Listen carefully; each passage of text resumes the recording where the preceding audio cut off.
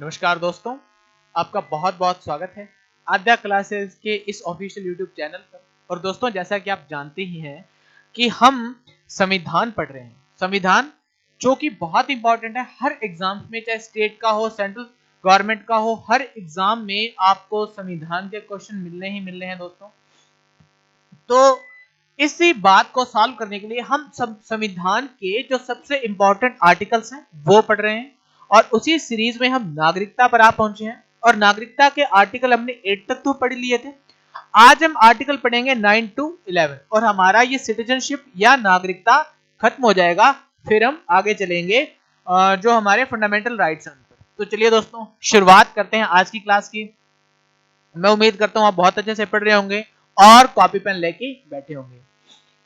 तो दोस्तों 9 to 11 जो आर्टिकल है वो ये बताता है, इसमें 9 to 11 आर्टिकल क्या हमारा शो करता है। तो मैंने बताया था कि 5 to 8 जो आर्टिकल है वो हमारा शो करता है 26 जनवरी 1950 के पहले कोई भारत का नागरिक है या नहीं, कि 26 जनवरी 1950 के पहले। ठीक है, ऐसा समझ लो। और ये जो आर्टिकल है हमारा 9 to 11 ये बताएगा दोस्तों 26 ऑफ जनवरी 1950 के बाद कोई है या नहीं। ठीक है, तो आज इस पर विस्तार से चर्चा करेंगे, एक एक चीज, एक एक पॉइंट को समझेंगे। तो चलिए, इसी सीरीज में आज हम आर्टिकल 9 पर चलते हैं। 5 to 8 तक पढ़ लिए थे। 5 यानी कि संविधान लागू होने के समय जो भारत में रहते हो। 6 फिर जो पाकिस्तान से आ गए थे, है ना, मतलब कोई कराची में एक फैमिली है हिंदू और वो आ गई तो वो हो गए।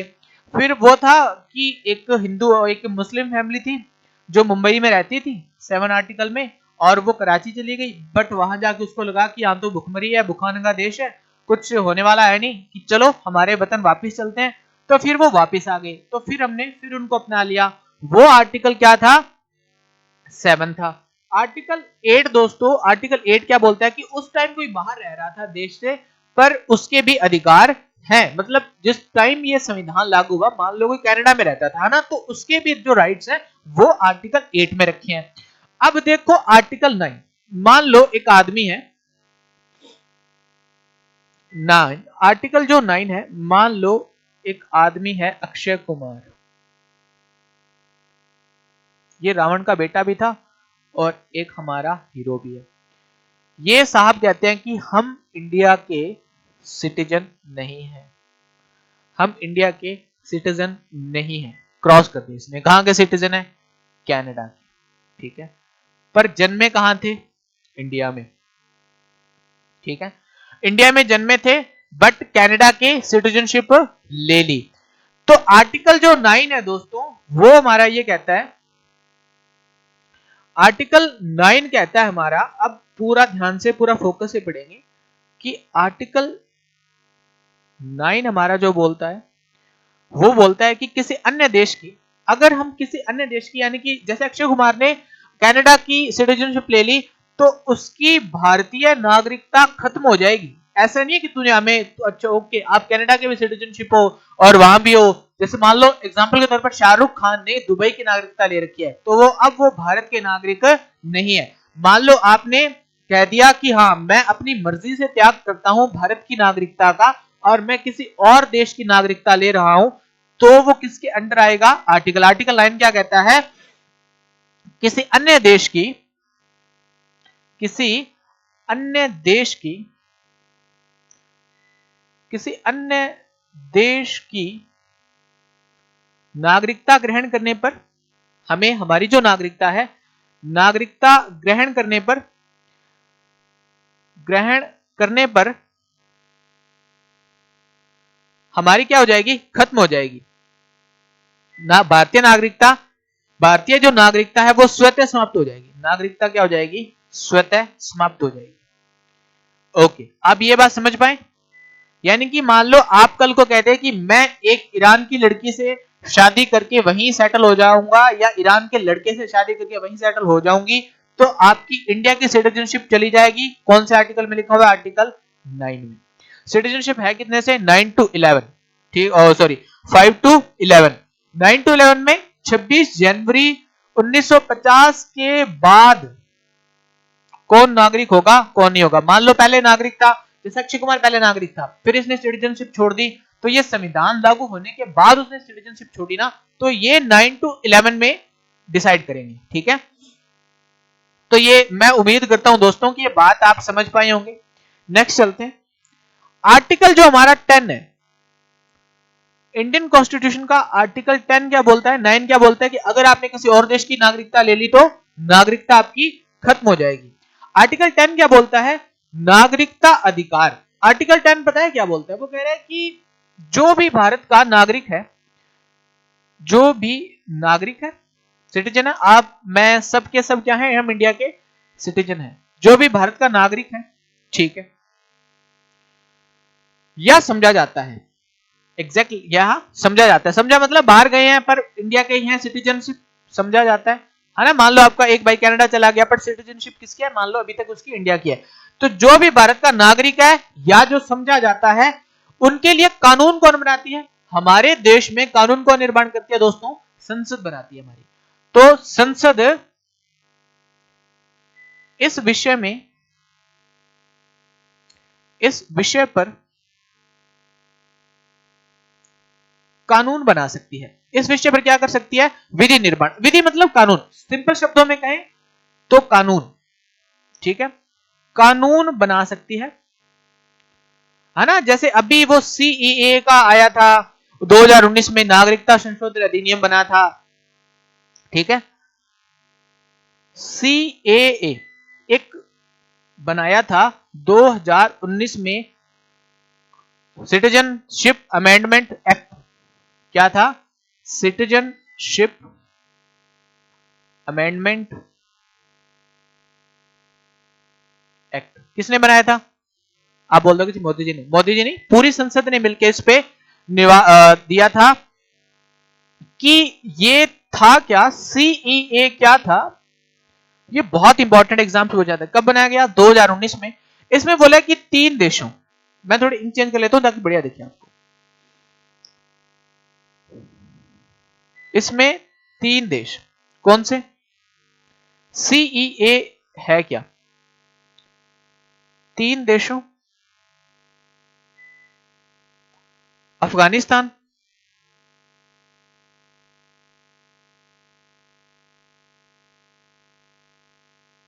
पाकिस्तान और बांग्लादेश। ठीक है, बांग्लादेश, क्योंकि बांग्लादेश में देखो अभी हिंदुओं की हालत काफी खराब चल रही है ना। और 6 कम्युनिटी, 3 देश हैं, कम्युनिटी कितनी है, 6, हिंदू, सिख, पारसी। बहुत इंपॉर्टेंट कम्युनिटी है दोस्तों ये पारसी कम्युनिटी, बहुत इंटेलिजेंट और रिच पीपल होते हैं, पर शादी कम करें इसलिए लोग कम होते जा रहे हैं। बौद्ध, बुद्धा, बुद्धिस्ट, जो बुद्धिस्ट होते हैं, बुद्धिस्ट, क्रिश्चियन और क्या, जैन। अगर ये कम्युनिटी देखो, सीईए क्या है कि 3 देश, अफगानिस्तान,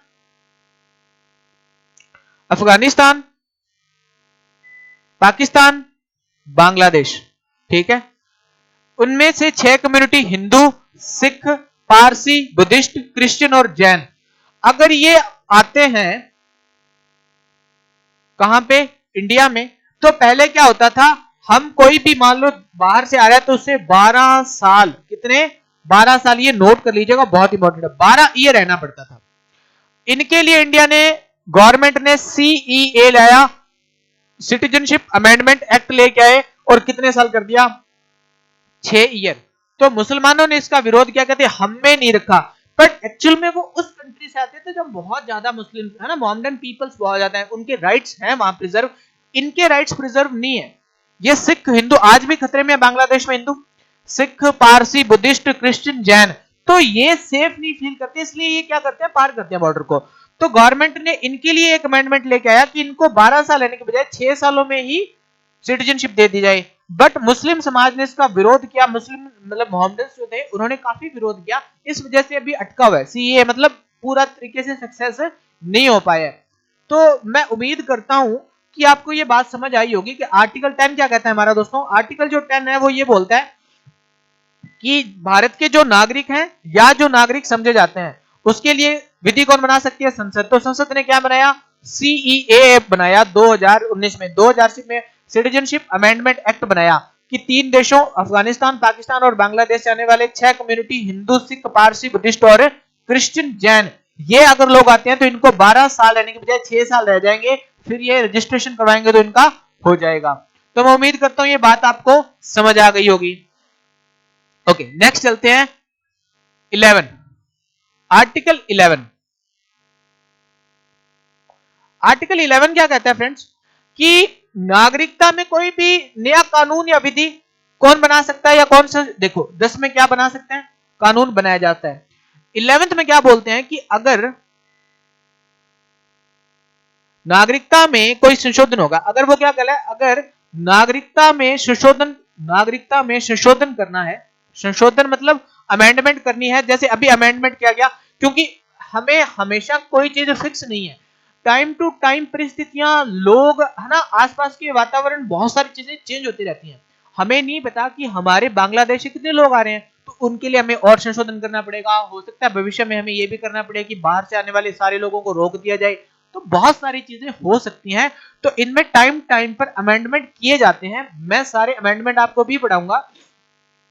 तो ये अमेंडमेंट करने की पावर किसको है, ओनली पार्लियामेंट को, ओनली पार्लियामेंट, ठीक है, ओनली पार्लियामेंट कर सकती है संशोधन, ओनली पार्लियामेंट कर सकते हैं। ऐसे नहीं कि स्टेट गवर्नमेंट बोल दे, कि पश्चिम बंगाल की, वेस्ट बंगाल की गवर्नमेंट ममता बनर्जी बोल दे कोई बात नहीं हमारे स्टेट में ले आओ, तो ये भारत सरकार के खिलाफ है। क्योंकि मैंने आपको आर्टिकल 1 में पढ़ाया था कि भारत क्या है, राज्यों का, भारत क्या है, राज्यों का संघ है, राज्यों का क्या है, संघ है, पर संघ शब्द कहीं लिखा नहीं हुआ, ये अंडरस्टूड है।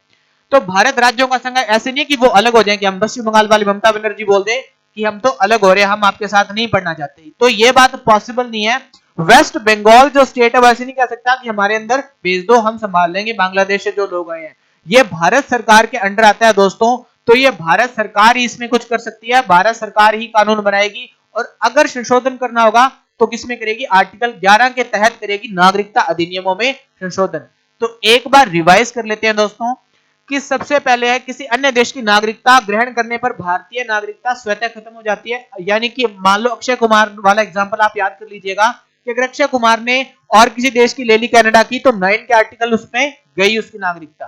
10th क्या बोलता है कि कोई भी कानून जो बनाएगी गवर्नमेंट ऑफ इंडिया बनाएगी, कानून बनाना, नया कानून बनाना, सीएए सिटीजनशिप अमेंडमेंट एक्ट कब आया, 2019 में। कौन से, अफगानिस्तान, पाकिस्तान और बांग्लादेश से आने वाले हिंदुओं के लिए 6 कम्युनिटी से लेके आया।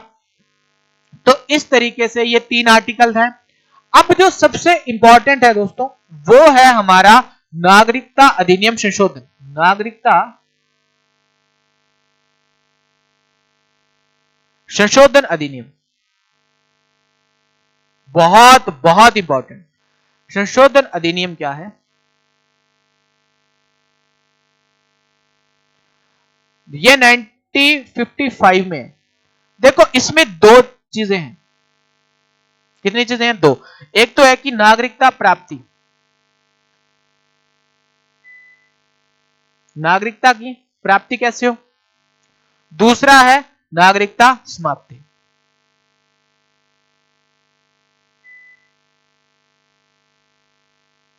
ठीक है, प्राप्ति कैसी होगी, एक तो हम जन्म से कर सकते हैं जो मैंने आपको पढ़ाया था, कौन से आर्टिकल में, 5 में। दूसरा 6 में क्या है, वंश क्रम से, यानी कि आपके माता पिता हो, जन्मे हो, ठीक है। ये 5 में आता है वंश क्रम भी, क्योंकि या तो आपके माता पिता में से एक या आपके दादा दादी, मतलब कोई तो रहते हो। तीसरी चीज क्या बोलती है, पंजीकरण से। अभी मैंने बताया ना 12 साल रह के फिर आप रजिस्ट्रेशन कर सकते हैं, पंजीकरण, और वो भी ओरिजिन मतलब इंडिया में हुआ, ऐसा नहीं है कि आप हैं मतलब ईरान से, ठीक है, ओरिजिन इंडियन हो आपका, फिर आप पंजीकरण से कर सकते हैं, ठीक है। तो ये कुछ कई तरीके हैं। और मान लो आपका ओरिजिन इंडिया का नहीं है, ठीक है, तो आप कर सकते हैं इसको देशीयकरण से। देशीकरण से। देशीकरण से किसमें करते हैं? देशीकरण से। इसके लिए आपको कम से कम 7 साल इंडिया में रहना पड़ेगा। 7 ईयर इंडिया में रहना पड़ेगा। 7 ईयर इंडिया में रहना पड़ेगा। यह क्वेश्चन पूछा गया। और देशीकरण से करनी है, यानी कि आप इंडियन नागरिक नहीं है, मान लो आप ईरान के एक नागरिक है और आपको भारत में रहना है, तो आप कम से कम 12 साल इंडिया में रहिए। 12 ईयर इंडिया में रहिए, फिर आप एक रजिस्ट्रेशन करवाएंगे, उसके बाद आपको होगा।